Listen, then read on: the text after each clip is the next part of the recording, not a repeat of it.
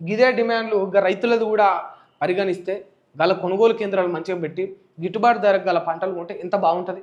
ఆ సన్నవడ్లకు అవి కొన్నారు, ఆ సన్నాలు కొని వాళ్ళ కొబడికి కూడా బోనస్ ఇవ్వలే, ఆగమైపోతూ ఉన్నారు. అంటే రోడ్డు మీద దిగి సమ్మె చేసి ధర్నా చేస్తానేనా ఈ పంజాబ్లో ఇట్లా చేసినట్టు కూడా మన వాళ్ళు కూడా దిగి నానా రచ్చ చేయాలి. బట్ పోయి కలెక్టర్ కాళ్ళు పట్టుకుంటారు, పోయి సిఐ చేతులు పట్టుకొని దండం సార్ అంటారు. ఇంకా ఇంకా ఆవేశం రావాలి. ఒకానొక స్టేజ్లో తిక్కగాండి లేగితే రైతులను రెచ్చగొట్టే పరిస్థితి వస్తుంది.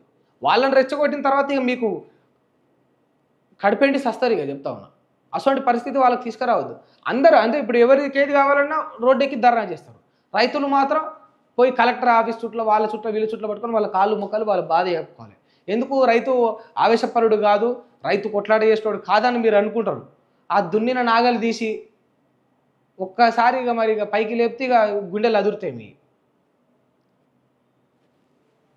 ప్రతిదీ కూడా సమ్మె చేస్తేనే దాన్ని చల్లార్చాలి, దాన్ని సాల్వ్ చేయాలని అనుకుంటే ఇక అంతకంటే మూర్ఖత ఏమీ లేదు. వాడి సమ్మె ధరకు పోకుండా వాడికి ఆలోచన రాకుండా ఆ సమస్యను ముందే మనం పరిగణించి దాన్ని కనిపెట్టి అది తీర్చాలి కదా. అది కదా ఒక నాయకుడి లక్షణం. ఒక నాయకుడి లక్షణం ఏంది? వాడికి ఏం కష్టం ఉందో ముందే మనం గమనించాలి. నిజంగా అసలు రాజకీయ నాయకులు ఉన్నారా?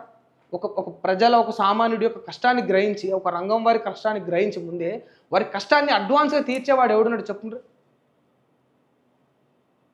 చేయాలి, చాలా రావాలి, మార్పులు రావాలి, 1, 2 కాదు. ఇప్పుడు కేసీఆర్ గారు పెళ్ళికి ఇంత కష్టం ఉంటుందని చెప్పేసి కళ్యాణ లక్ష్మి అని తీసుకొచ్చిండ్రు. అదొక ఫ్యాబులస్, అసలు అది అన్బిలీవబుల్ థింగ్. అది నిజంగా పెళ్లి చేసుకుంటోడికి ఎన్ని కష్టాలు, ఎన్ని అప్పులు ఉంటాయి ఒకసారి ఆలోచిస్తే అది మనకు అద్భుతం అనిపిస్తుంది తెలుసా.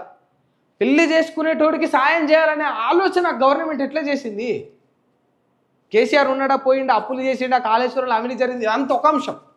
బట్ అటే ఆలోచన విధానం ఈ విధంగా ఉండాలి. అట్లా కేసీఆర్ అన్నింటిలో ఆలోచించలే. సరే కొన్ని చేసినప్పటికీ ఇంకా చాలా చేసేది ఉండే. ఇక వీళ్ళైతే ఆ కొన్ని కూడా లేవు వీళ్ళ దగ్గర. ఒకటి కష్టాన్ని ముందే గ్రహించి వాడి ఇంట్లో ఏం బాధలు ఉంటాయి, వాడు ఎన్ని రకాలుగా అప్పు చేస్తాడు, పెళ్ళి అంటే వాడు భూమి అమ్ముకోవాలి, భూమి లేనివాడు బతికింది, వాడి పరిస్థితి ఏంది, ఒకరి ఇంట్లో పెళ్ళి జరుగుతుందంటే వానికి 1,16,000 వాడి ఇంటికి పోయినాయంటే వాడికి ఎంత సంతోషం ఉంటుంది, ఎంత ఆశ ఉంటుంది. వాడు ఇంకో కొంతమంది కడుపు నిండా భోజనాలు పెట్టగలుగుతాడు తెలుసా.